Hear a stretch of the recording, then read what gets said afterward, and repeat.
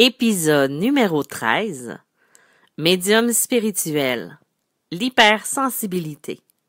Bonne écoute.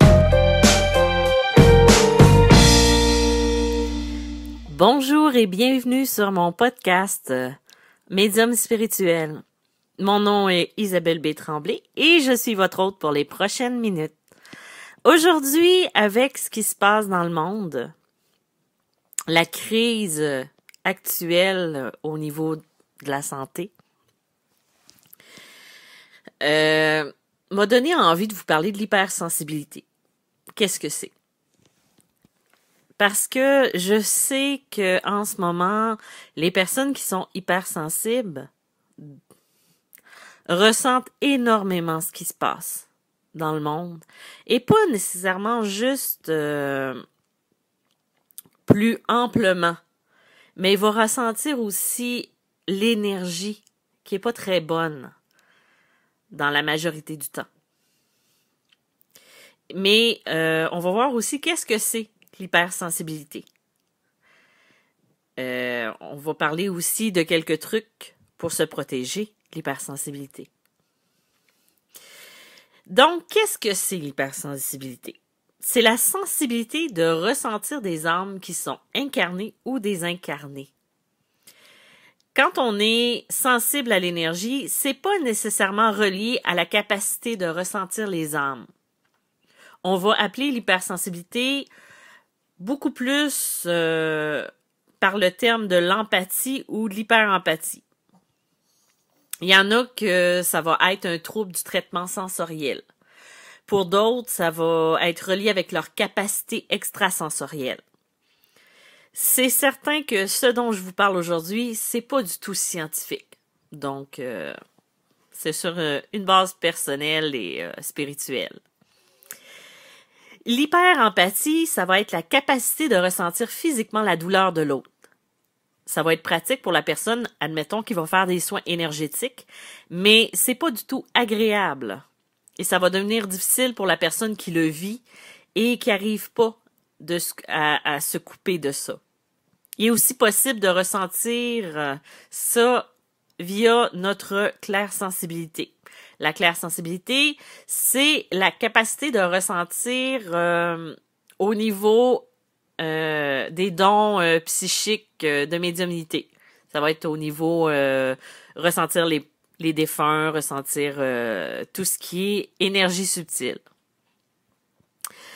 On va pas se le cacher, une personne qui est hypersensible, elle va être submergée par ses émotions. Elle va devenir casanière, vulnérable aux autres, au regard des autres, le jugement des autres aussi. Puis ça va créer un manque de confiance en soi. Mais par exemple aussi, elle va devenir très empathique. C'est comme si on prenait une éponge qu'on mettait dans l'eau. Ben, ce qui va arriver, c'est qu'elle va absorber toute l'énergie, toute l'eau. Ben, la personne qui va être hypersensible, ça va être la même chose. C'est pour ça qu'elle va préférer souvent se retrouver toute seule, parce que l'anxiété puis l'angoisse peuvent faire leur apparition. Tu sais, une personne qui est hypersensible, elle va être plus enclin à faire de l'anxiété, parce que ça va amplifier ce qu'elle ressent. Puis aussi, ça se peut que nos peurs vont être accentuées par cette sensibilité-là. Comme en ce moment, avec ce qui se passe, ça serait un bon moment de se couper le plus possible de ce qui est négatif. Ça veut pas dire d'ignorer la situation. Ce que j'entends par là, c'est que quand on vit une situation comme on vit présentement, qui est surréelle, on va le dire comme ça, on n'a pas besoin de connaître toutes les fausses nouvelles, les fausses rumeurs, tout ce qui est pas nécessaire finalement. Donc, à ce moment-là, c'est bien de se refermer un petit peu et de se couper de tout ce qui pourrait être un élément qui va causer du stress, qui va causer de l'anxiété. Mais, tu sais, on peut rester au courant de la situation sans amplifier tout ce qui vient avec. Il y a aussi une personne hypersensible, ça peut créer le problème de vouloir être parfait et avoir beaucoup de difficultés à dire non. Parce que la personne qui est hypersensible, elle va savoir comment la personne va se sentir face à un non, face à un refus. Et il y a certaines personnes qui peuvent devenir très influençables ou manipulables. Le pervers narcissique et empathie, ça va créer souvent un duo qui est ensemble. Parce que le pervers narcissique va être capable de manipuler la personne qui est empathique et la personne qui est empathique va absorber l'énergie du pervers narcissique. Puis parfois, des fois, ça va créer un effet plus difficile parce que là, la personne, des fois, elle va devenir un peu comme la personne qui a une emprise sur elle. Elle va absorber ses comportements, puis elle va les recréer bien malgré elle. Quand on est une personne hypersensible, ça va créer des effets physiques aussi. On va avoir des blocages au niveau des chakras, surtout si les émotions ne sont pas libérées et restent coincées. Par exemple, on va avoir on va pouvoir être bloqué au niveau du chakra du plexus solaire. Ça peut être aussi au niveau de la gorge, les émotions qui ne sont pas libérées, qui ne sont pas dites. Des fois, ça va être un blocage aussi au niveau du cœur. On va se bloquer pour moins ressentir. On va être aussi plus fatigué et épuisé au contact de certaines personnes. Par exemple, si on va dans un groupe ou dans une foule et qu'il y a différentes énergies, que des gens sont en peur, sont en colère, sont en fatigue, on va les absorber, puis on va être fatigué quand on va partir de là, puis qu'on va revenir à la maison. Ça va aussi donner des douleurs physiques. On va ressentir des douleurs parce que là, c'est plus juste au niveau de l'énergie qu'on va être touché, ça va être aussi au niveau du corps, au niveau de tout ce qu'on est là. Puis c'est pour ça que c'est important aussi de bien se protéger. C'est sûr qu'il n'y a pas juste du négatif, il y a aussi des choses qui sont positives. Tu sais, la personne sensible, elle va avoir une intuition qui est très forte. Et si elle apprend à bien l'exploiter et à pas se laisser envahir par les émotions, ben elle va avoir une très grande empathie. Parce qu'avoir une très grande empathie, c'est pas vraiment un mal en soi. Parce que ça va nous permettre de percevoir ce que les autres ressentent. Ça va aider aussi pour guider, mais c'est sûr qu'il faut apprendre à se détacher de ce qui nous appartient pas et de l'utiliser seulement en point de référence. Souvent, une personne qui va être sensible, elle va être créative, elle va avoir une facilité dans les arts et aussi dans les relations humaines.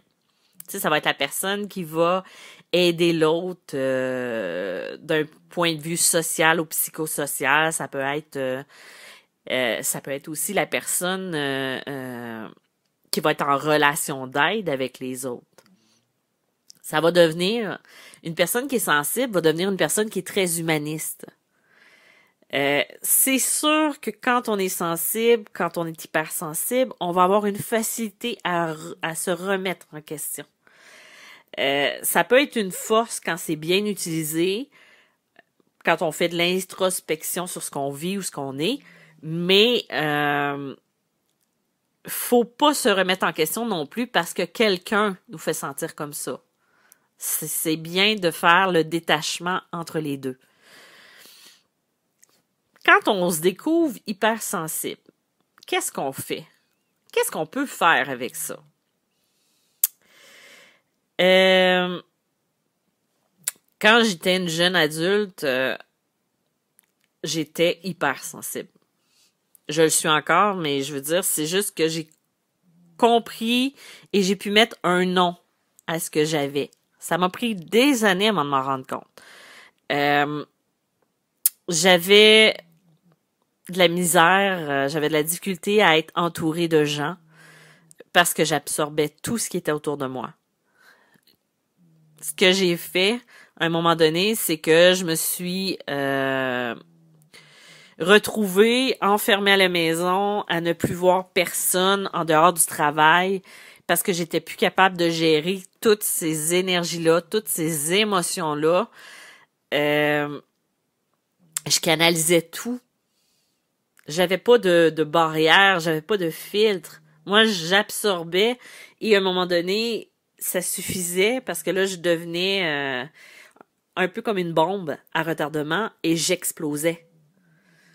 Souvent, dans le passé, en tout cas, je t'ai reconnu, j'ai beaucoup de caractère, ça je le nie pas, mais c'était un caractère que j'arrivais pas à gérer, justement parce qu'il y avait trop de choses autour de moi qui me bloquaient et que j'absorbais pour mal filtrer.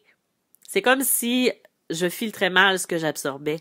Au lieu de l'expulser, de m'en libérer, ben je l'accumulais et j'explosais.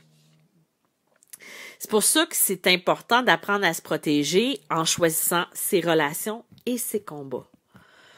Il faut s'obliger aussi à prendre la distance. Faut aussi s'obliger à lâcher prise. Tu sais, la grande spécificité des hypersensibles, ça va être leur capacité à absorber les sentiments des autres. L'empathie, c'est vraiment une très belle qualité, mais c'est aussi un très grand défaut. Faut vraiment s'obliger à réfléchir aux sentiments qu'on va ressentir par effet miroir. Par exemple, on est face à une situation qui est difficile. Est-ce que cette situation-là me touche moi-même, ça va être personnel, ou ça va être plutôt la personne qui est en face de moi?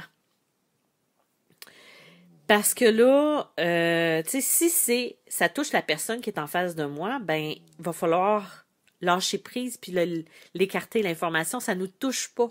On peut être on peut l'aider, la comprendre, mais on ne doit pas absorber ces émotions-là. Faut pas faire une projection. Je sais pas si vous comprenez la nuance. Les hypersensibles vont avoir un besoin vraiment immense de comprendre ce qui est autour d'eux. Ils vont être en quête permanente de sens, puis ils vont faire de l'injustice leur premier combat. C'est comme si on n'avait jamais dépassé le stade du pourquoi. Tu sais, pourquoi on fait ça? Pourquoi on fait ci? Moi, je sais, je me pose 10 000 questions. Je suis toujours en train de remettre en question le pourquoi du comment. Pour certaines personnes, ça va être une preuve de leur intelligence, mais ça peut être vraiment, vraiment fatigant à vivre de l'intérieur. Je me rappelle quand j'étais jeune, quand j'étais une enfant, je pouvais passer des heures à remettre en question une situation, à me poser des questions, à essayer d'analyser, et je le fais encore aujourd'hui. Si je vis quelque chose, j'ai besoin de décortiquer, de l'analyser le plus possible pour comprendre. Puis il y a des fois, là, on n'a pas besoin de comprendre. Mais c'est difficile parce que le cerveau, il a besoin de comprendre. Puis là, on est en dualité à l'intérieur de soi. Puis c'est à ce moment-là que c'est important de lâcher prise. Puis de prendre conscience qu'on peut pas avoir l'emprise sur tout et chacun et sur chaque situation qu'on vit ou qui nous entoure ou des affaires qui vont nous dépasser. Puis c'est pas si grave que ça, après tout. On peut pas tout comprendre, on peut pas tout savoir. Tout ce qu'on peut faire, c'est vraiment laisser aller puis prendre ce qu'on a à apprendre et lâcher prise. C'est bien aussi d'identifier les situations, les lieux, les personnes qui vont nous vider de notre énergie et de choisir des relations qui vont nous faire du bien. On va mettre des mots sur des ressentis pour pas aller garder à l'intérieur de soi. C'est vraiment s'en libérer pour pas devenir une petite bombe à retardement non plus. Il y a des activités artistiques, des activités physiques qui vont nous permettre d'exprimer nos ressentis, que ça soit l'écriture, la peinture, le sport, le jardinage. C'est de trouver notre façon à nous qui va nous permettre de nous libérer de ce qu'on absorbe. C'est sûr que le contact avec la nature, avec les animaux, c'est aussi très, très bon pour les êtres qui sont hypersensibles puis qui y trouvent souvent beaucoup de moyens de s'apaiser de ce qu'ils vivent. C'est sûr que ce qui serait bien aussi, ça va être d'être plus discipliné envers soi-même puis de développer un équilibre qui est personnel. Ça peut être à travers le yoga, la méditation, ça peut être la pratique d'une activité physique régulière. Je me rappelle, il y a plusieurs années, je faisais de la boxe. Je l'ai fait pendant 6 mois, j'aimais ça, ça me faisait sortir de ma zone de confort, je faisais du sport et j'étais bien. Parce que ça me permettait d'extérioriser la colère ou les souffrances que je vivais à ce moment-là. Parce que quand on le fait, on peut exulter une série d'émotions qui va nous bloquer puis qui va nous empêcher d'avancer. C'est sûr qu'il existe des exercices pratiques qu'on peut faire. Je vous les énumérerai pas tous. Mais on peut faire des exercices d'ancrage, de l'enracinement. Ça peut être de s'envelopper dans une sphère de protection. J'ai d'autres petits trucs comme ça, mais je vous les dis pas tout parce que je veux faire vraiment un petit atelier à ce niveau-là. Mais c'est vraiment d'apprendre à se protéger de... C'est sûr qu'une personne va m'arriver, va me dire, moi je sais pas quoi faire, je suis hypersensible, tout ça. J'ai l'impression que tout le monde me vide de mon énergie. La première chose à faire, c'est vraiment de se visualiser dans une bulle de protection.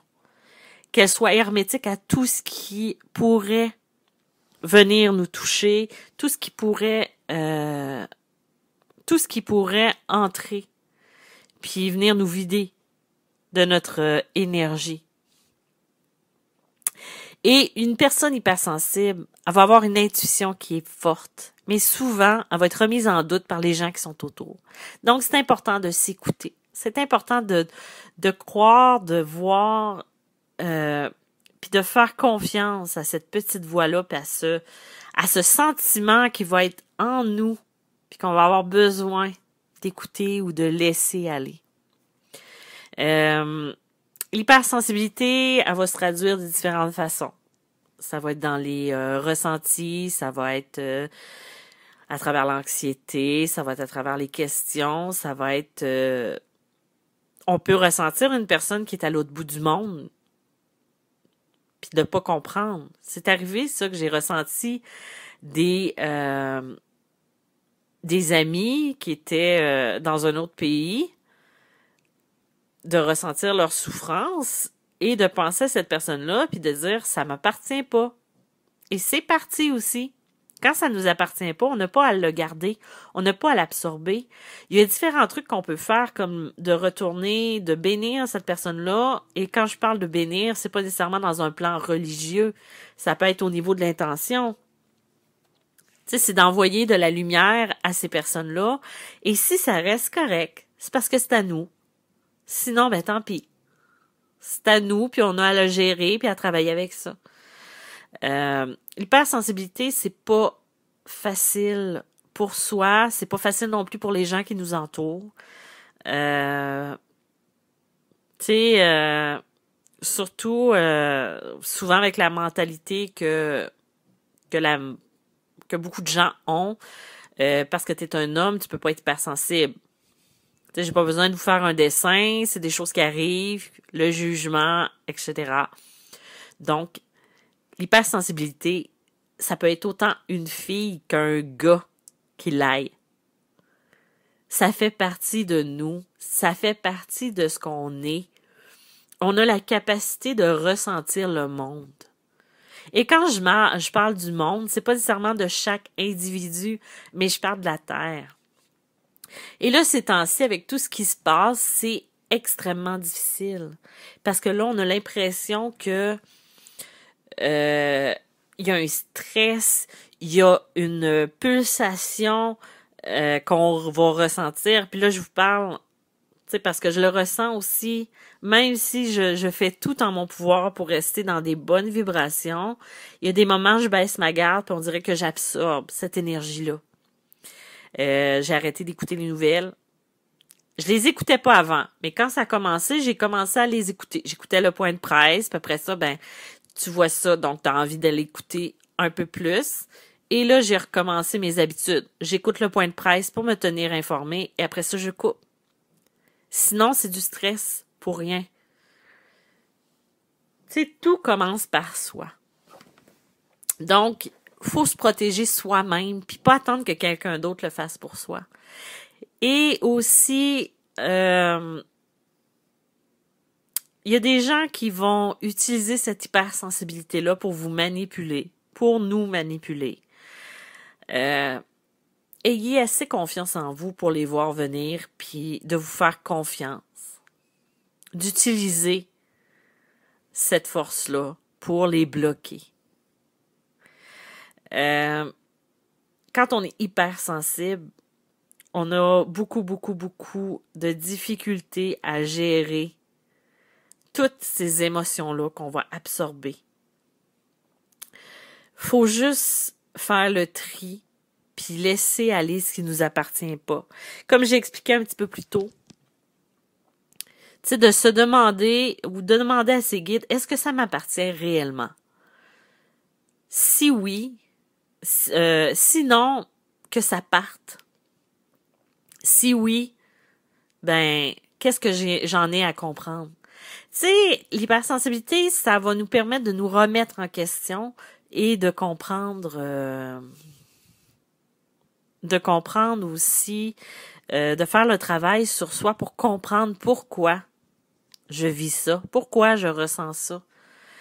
Tu sais, utiliser cette partie-là, non pas pour chercher de midi à 14h, mais juste, tu sais, pour comprendre pourquoi je vis ça, de se remettre en question, de chercher au moins de comprendre ce qu'on vit pour pouvoir faire le nettoyage aussi. Je pense que tu sais, j'ai plein d'idées, j'ai plein de choses. Moi, ça arrête jamais dans ma tête. C'est sûr qu'à un moment donné, j'aimerais ça faire un petit livre, un tout petit livre, juste pour vous dire, tu sais, vous parlez de cette hypersensibilité-là aussi. Quand on parlait de l'hypersensibilité qui pouvait être aussi reliée au niveau de l'âme puis au niveau du don de médiumnité, c'est pas parce que tu es hypersensible que tu es nécessairement médium. Ou tu peux avoir des capacités, oui, mais ça sera pas nécessairement tu seras pas nécessairement un médium clairvoyant ou autre. Mais tu vas pouvoir te connecter à l'âme de l'autre. Ça, c'est quelque chose de vraiment fort. Donc, c'est pas mal ça, ce que j'avais à dire sur l'hypersensibilité. Je vous remercie d'être là à toutes les semaines, de répondre présent. J'espère que vous aimez ce que je partage avec vous. En gros, c'est ça. Je voulais vous remercier aussi pour ceux qui m'écrivent, pour me remercier pour mes livres, pour me donner votre avis, ce que vous avez aimé. Ça me fait chaud au cœur. Je réponds à chaque personne. C'est sûr qu'il y a des trucs que je réponds pas quand je vois que c'est pas pertinent, mais même pour les courriels, je réponds à tous les courriels, même si ça peut prendre du temps parfois. Faudrait juste vérifier dans vos courriers indésirables. Avec la crise, c'est sûr que je reçois plus à la maison, mais je reçois je continue mes consultations via Skype. J'en profite aussi beaucoup pour écrire en ce moment. Donc mes livres si vous désirez les livres sont disponibles les livres sont disponibles en version électronique chez votre libraire préféré. Donc, je vais vous souhaiter une belle journée, une belle semaine et encore merci d'être présent à toutes les semaines. Donc, je vous dis à bientôt. Bye bye.